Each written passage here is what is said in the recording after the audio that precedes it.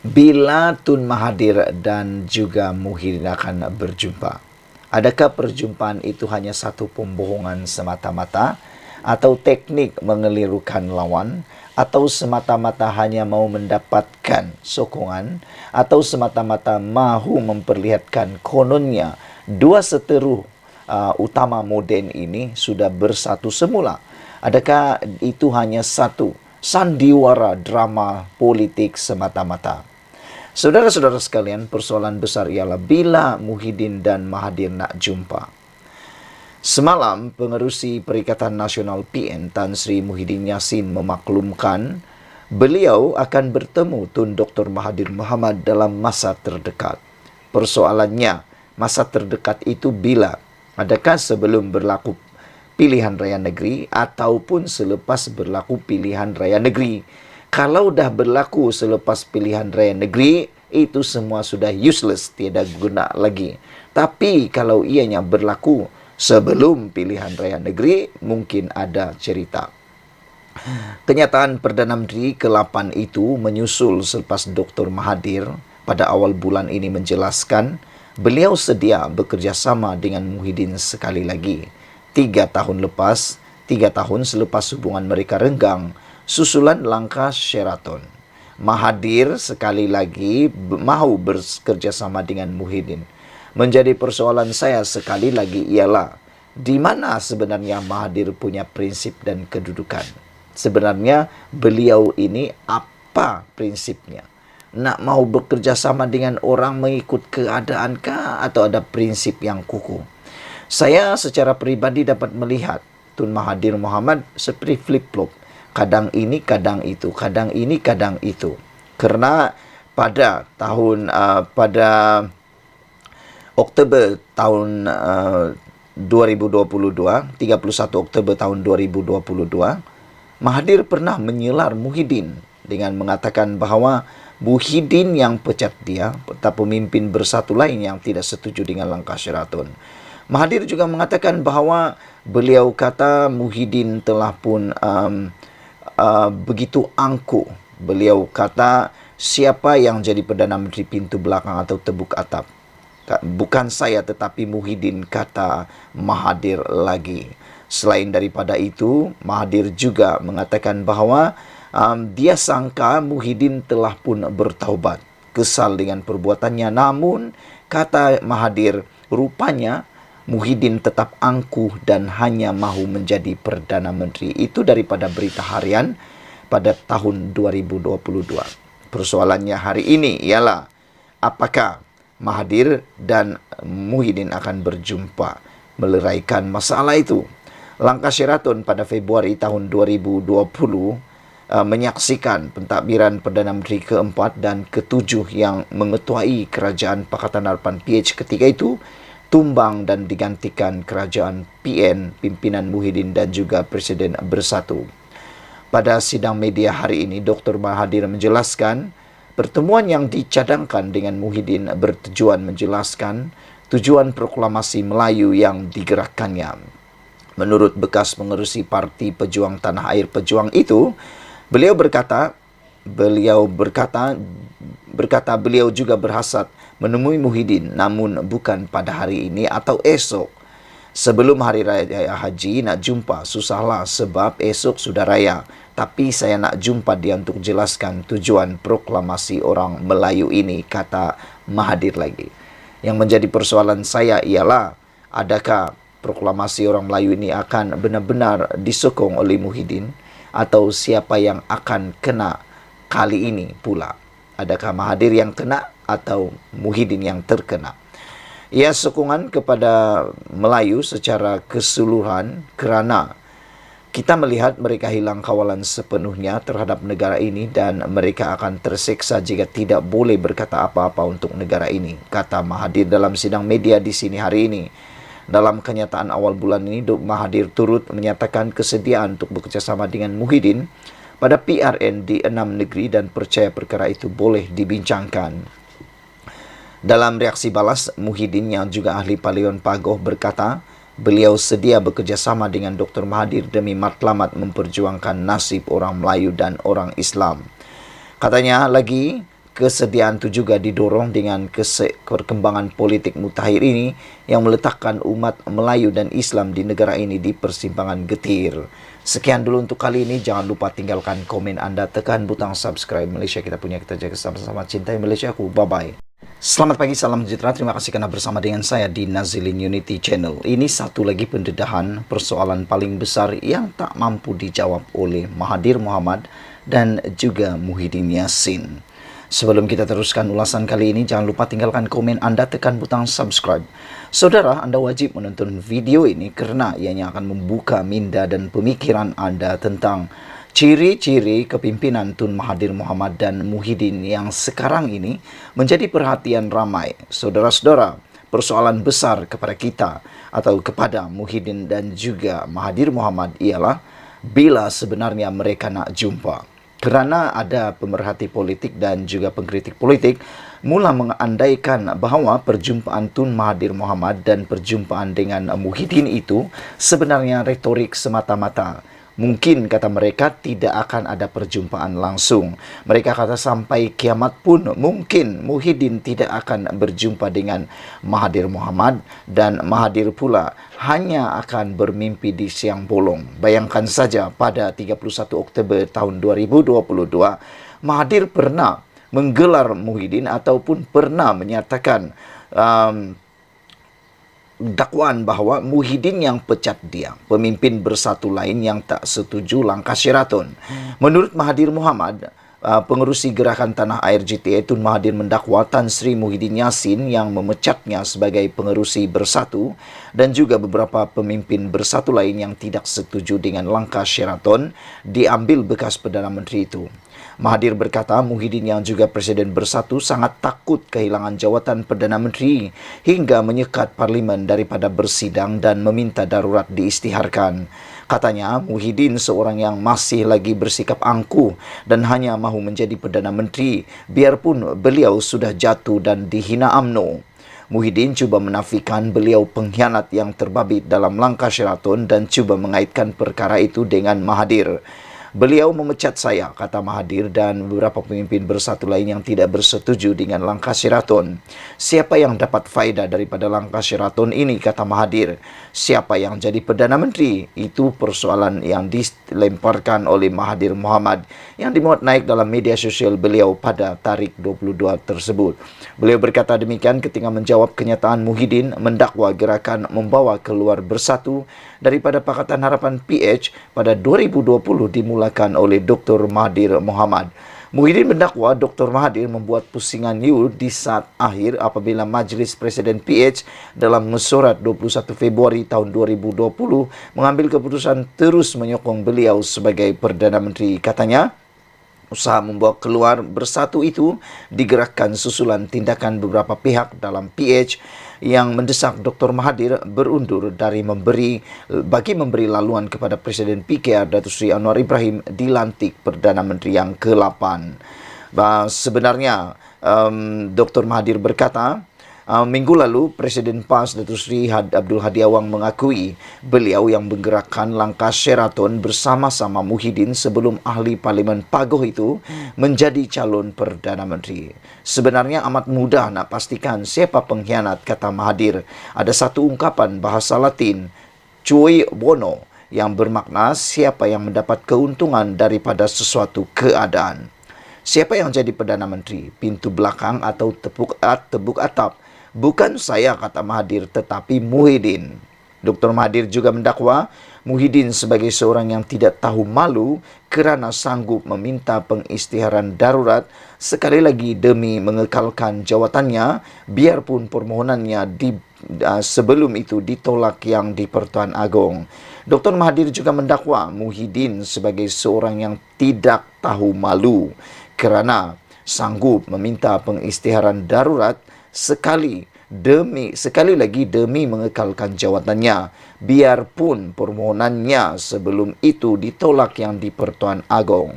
Beliau berkata Muhyiddin juga menuduhnya bersetuju supaya pengerusi Perikatan Nasional PN itu menjadi Perdana Menteri namun tidak mendedahkan.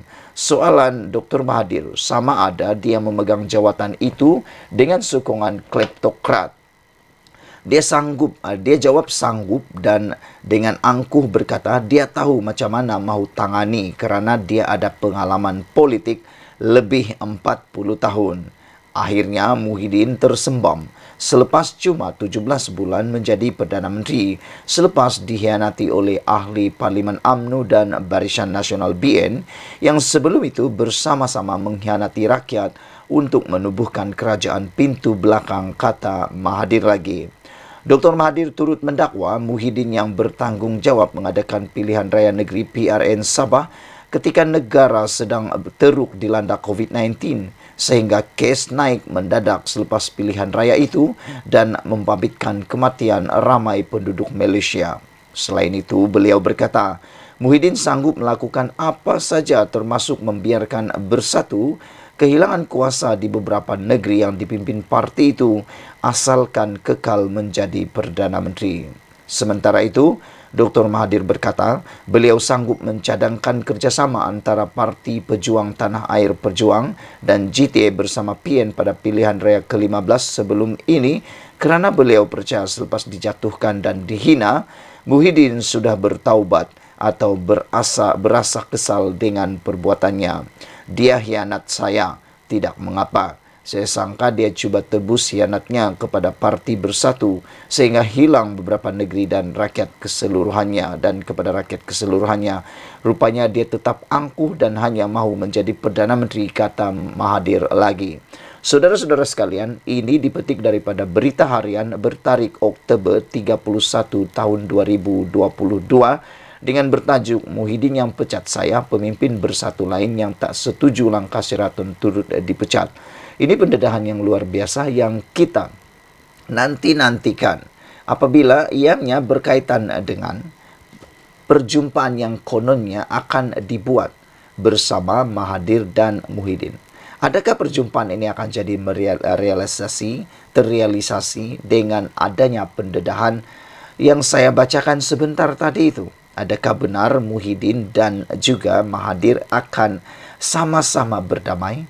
Dengan pendedahan dan penghinaan yang begitu kuat terhadap Muhyiddin oleh Mahathir, ini menjadi persoalan kepada saya. Sejauh mana Muhyiddin sanggup untuk bekerjasama dengan Mahathir sekali lagi selepas dipermalukan melalui kenyataan media atau kenyataan di laman sosial beliau itu, Mahathir itu.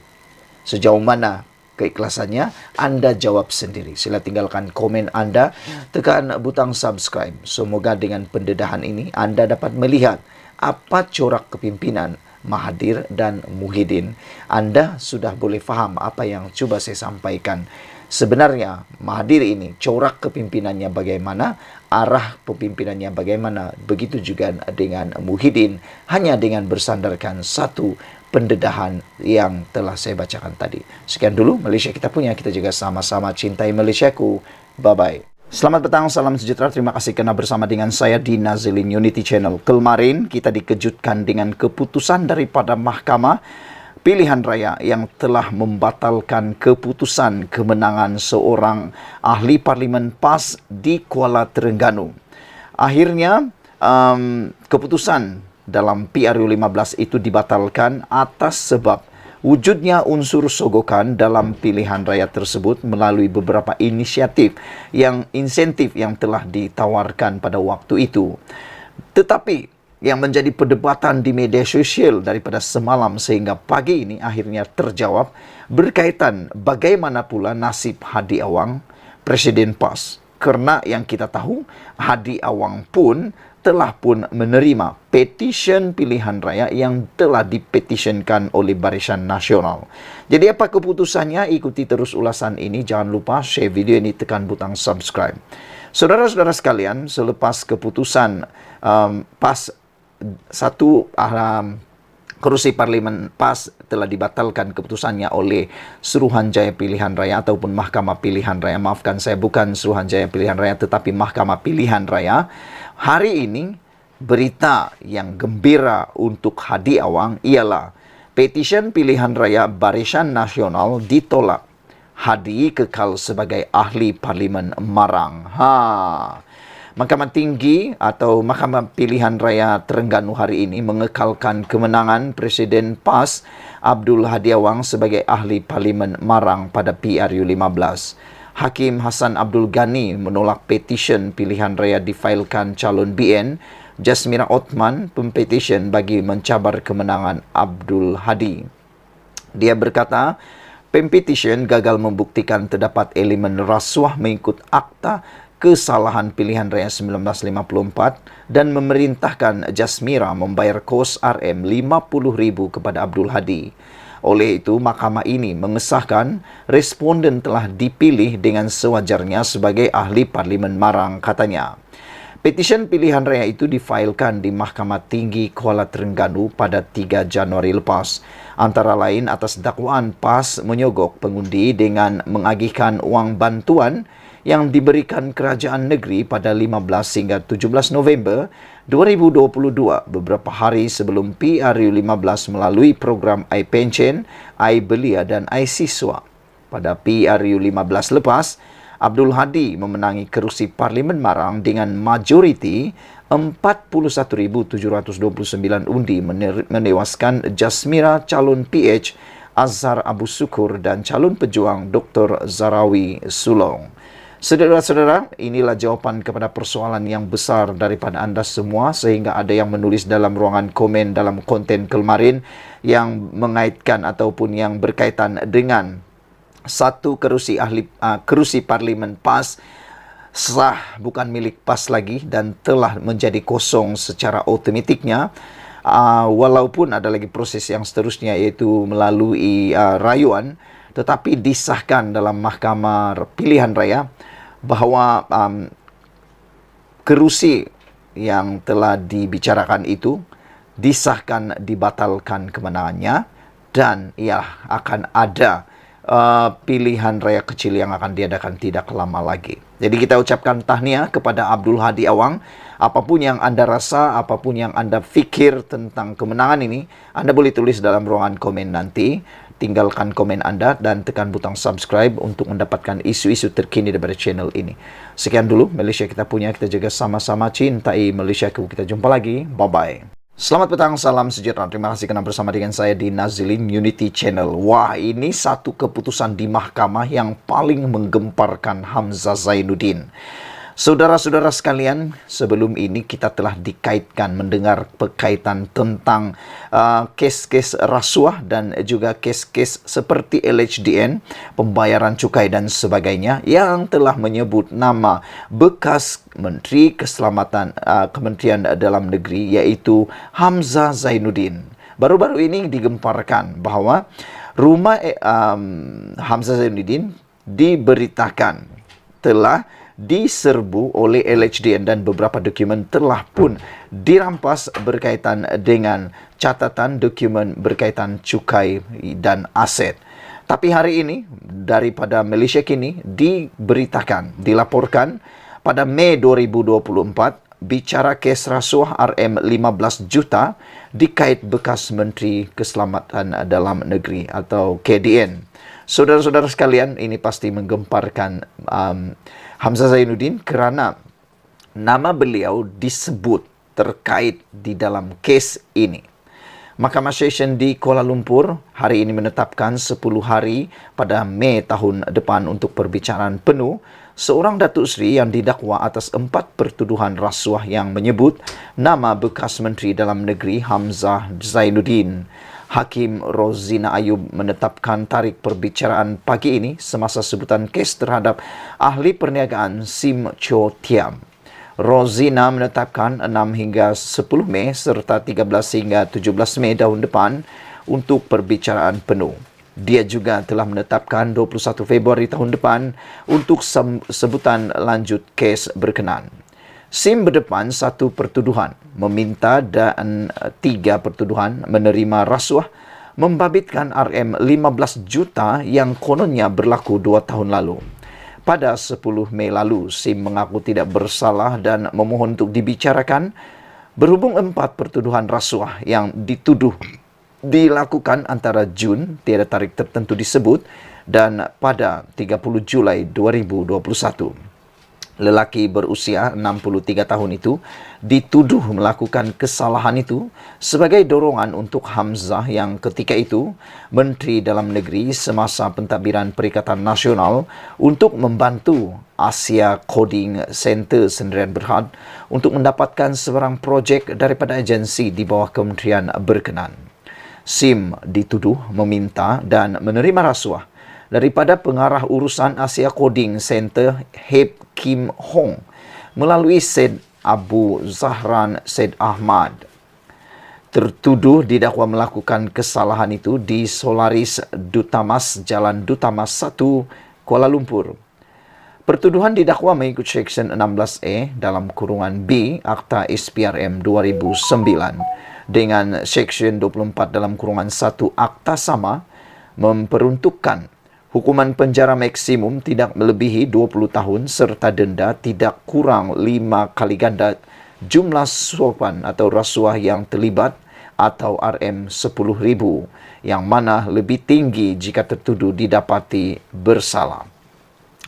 Dia dibenarkan diikat jamin RM1 juta dengan seorang penjamin dan diarahkan supaya menyerahkan pasportnya serta melaporkan diri di Ibu Pejabat SPRM terdekat di Kuala Lumpur sebulan sekali. Wow, terkejut saya membaca ini. Ikat jamin sebanyak 1 juta. Bayangkan saudara, kalau kamulah kan, kamu ada duit ke 1 juta untuk menjamin orang yang dituduh seperti ini di mahkamah. Kalau saya pikir, oh itu jumlah yang hampir mustahil untuk diperoleh dalam masa beberapa hari atau beberapa minggu untuk mengikat jamin seorang yang dituduh di mahkamah. Tetapi orang ini berjaya dijamin sebanyak 1 juta ringgit. Pada 11 Mei lalu, Hamzah yang juga adalah ketua pembangkang mendakwa tindakan mengaitkan namanya dalam 4 pertuduhan rasuah dalam kes tersebut adalah sebagai muslihat politik yang bertujuan untuk mencemarkan nama baiknya. Pendakwaan dikendalikan oleh Timbalan Pendakwa Raya Nur Asma Ahmad, manakala Sim diwakili Peguam Low Wik Luk, Hanakem dan Ki Welon. Sementara itu bernama melaporkan perbicaraan kes seorang pensarah syarikat bergelar Datuk Seri atas pertuduhan rasuah RM15 juta bagi mendapatkan projek milik agensi di bawah Kementerian Dalam Negeri KDN akan bermula Mei depan di Mama Session di Kuala Lumpur. Hakim Rozina Ayub menetapkan perbicaraan kes membabitkan Datuk Seri Sim Cho Thiam berlangsung selama 10 hari. Kedua-dua pihak mempunyai masa untuk membuat sebarang permohonan berkaitan kes ini sebelum perbicaraan bermula. Mahkamah menetapkan pengurusan kes seterusnya adalah pada 21 Februari tahun depan. Timbalan Pendakwa Raya Nur Asma Ahmad berkata pihaknya akan memanggil 20 saksi untuk memberi keterangan dan akan mengemukakan pernyataan saksi pada perbicaraan kes itu. Peguam Datuk Hisham Teh Potek yang mewakili SIM berkata pihaknya menyerahkan 2 surat kepada SPRM bagi memperincikan butiran dalam pertuduhan pada 6 dan 19 Jun lepas. Bagaimanapun kami belum menerima maklum balas untuk kedua-dua surat itu. Oleh itu kami akan memfailkan 2 permohonan kepada Mahkamah berdasarkan Seksyen 153 dan 154 Kanun Tata Cara Jenayah, kata peguam itu. Nur Asma berkata pihaknya menerima surat tersebut dan arahan yang diterima adalah mengekalkan butiran dalam pertuduhan tersebut. Pada 10 Mei lepas, Sim, 53 tahun, didakwa meminta suapan wang berjumlah RM15 juta daripada pengarah urusan Asia Coding Center Sdn Bhd, Hip Kim Hong, melalui Syed Abu Zahran Syed Ahmad. Ia sebagai dorongan untuk seorang pegawai Badan Awam Datuk Seri Hamzah Zainuddin yang ketika itu Menteri Dalam Negeri membantu Asia Coding Center untuk mendapatkan apa-apa projek milik agensi di bawah KDN. Sim juga berdepan 3 lagi pertuduhan menerima bagi dirinya suatu suapan, iaitu wang tunai berjumlah RM15 juta daripada individu sama, HIP, sebagai dorongan untuk Hamzah melakukan perkara sama. Selamat petang, salam sejahtera. Terima kasih kerana bersama dengan saya di Nazilin Unity Channel. Saudara-saudara sekalian, hari ini saya sampaikan kepada Anda satu keputusan yang di luar dugaan kita berkaitan dengan Tun Mahathir Mohamad. Sehingga ramai netizen menulis selamat tinggal Tun Mahathir, selamat jalan Tun Mahathir, bye-bye Mahathir, dan ada yang melampau-lampau pula menulis Al-Fatihah Mahathir. Saya ingat Mahathir Mohamad dah meninggal dunia. Rupa-rupanya bukan tentang meninggal dunia, jauh sekali meninggal dunia. Mereka hanya menulis Al-Fatihah kerana mereka mahu berdoa untuk Tun Mahathir bagi kesejahteraan beliau. Selain daripada itu, ada yang menulis Al-Fatihah Mahathir ataupun ada yang mengatakan selamat tinggal, selamat jalan, bye-bye Mahathir, goodbye selamanya kepada Mahathir, kerana akhirnya Tun Mahathir Mohamad mengumumkan tidak akan bertanding dalam pilihan raya. Ini yang paling kita setujui. Saya setuju dengan tindakan Tun Mahathir Mohamad ini untuk tidak bertanding lagi dalam pilihan raya, memandangkan beliau dah terlalu tua. Saya tidak segan-segan lagi mengatakan bahawa Tun Mahathir Mohamad sudah terlalu tua untuk bertanding dalam pilihan raya, apalagi mau menjadi adun ahli Dewan Undangan Negeri maupun ahli parlimen. Dengan usia sudah menjengah 98 tahun dan hampir menjangkau 100 tahun, saya tak pasti bila Tun Mahathir akan masih ada tenaga untuk ke sana sini. Kerana kita tahu tugas yang berhormat sama ada ahli parlimen maupun ahli Dewan Undangan Negeri memerlukan pergerakan yang aktif.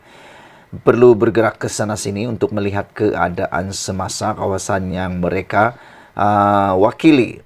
Oleh sebab itulah, seorang ahli Dewan Undangan Negeri maupun Dewan Negara, Dewan Rakyat haruslah sihat bukan saja dari segi kematangan pemikiran tetapi juga fizikalnya. Jadi bagaimana dengan anda? Adakah anda juga mahu ucapkan selamat tinggal, sayonara kepada Tun Mahathir, dan janganlah kata Al-Fatihah pula kepada Tun Mahathir apabila Tun Mahathir Mohamad mengumumkan untuk tidak bertanding pilihan raya kali ini?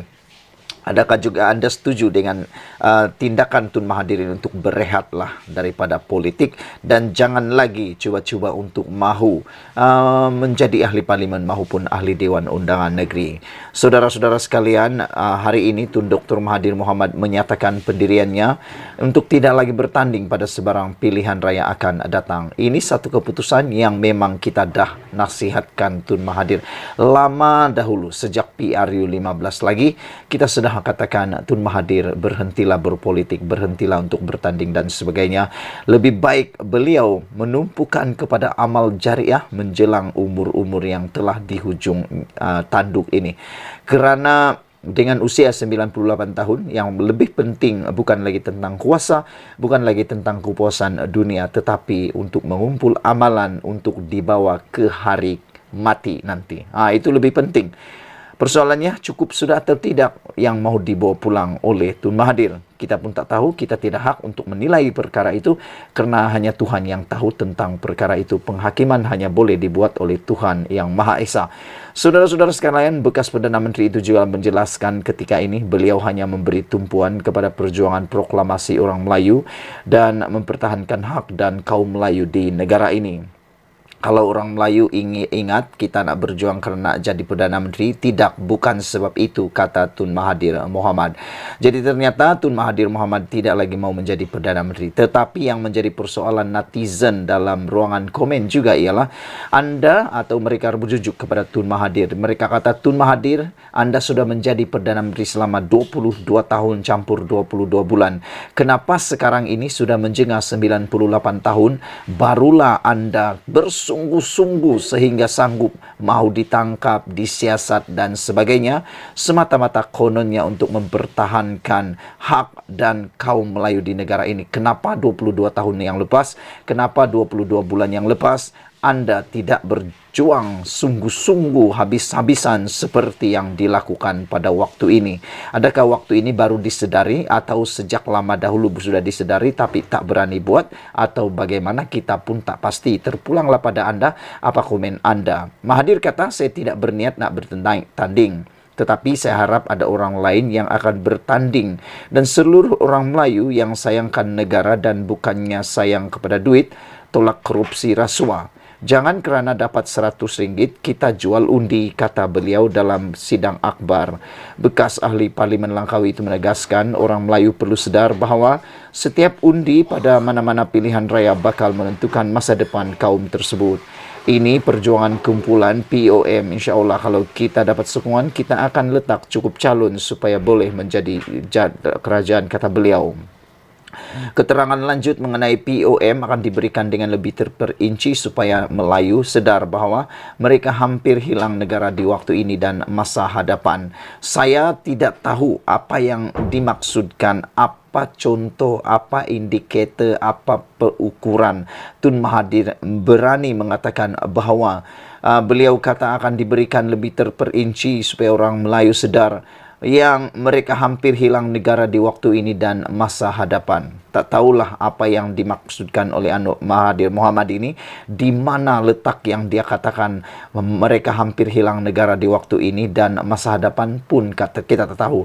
Itulah persoalan paling besar yang perlu dijawab oleh Tun Mahathir Mohamad, ialah 22 tahun menjadi Perdana Menteri selama begitu lamanya dan menjadi Perdana Menteri lagi selama 22 bulan. Kenapa proklamasi Melayu tidak diperjuangkan pada waktu itu?